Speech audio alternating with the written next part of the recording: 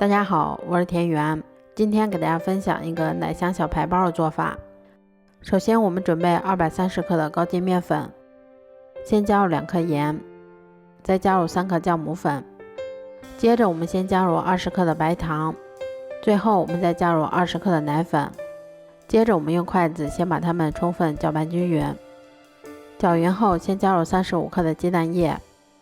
然后再少量多次的加入大约120克的牛奶，接着我们用筷子先把它们搅拌成这种面絮状，然后再下手把它们揉成像这种偏软一些的光滑面团。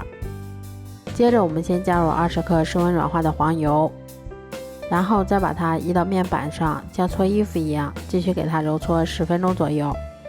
最后一直揉成像这种细腻光滑的面团就可以啦。揉好后再给它盖上保鲜膜，让它常温醒发至2倍大。像这样体积明显变大，我们的面团就已经醒发好啦。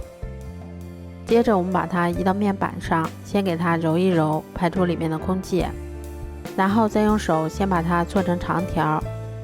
再用刀把它们切成大小均匀的小剂子。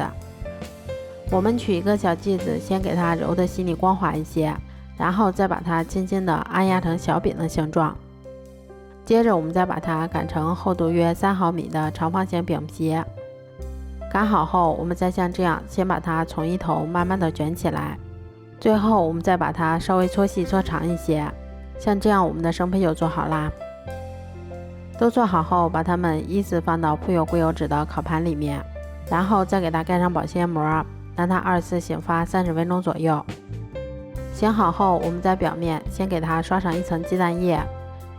最后我们在表面再撒上一些白芝麻增香。接着我们再把它放到烤箱里面，烤箱中层上下火180度，烤15分钟左右就可以啦。这样做出的奶香小排包吃起来非常的松软香甜，咬上一口还有一股浓浓的牛奶的香味儿。如果喜欢的话就试试吧，喜欢我的视频就关注我吧，谢谢您的支持。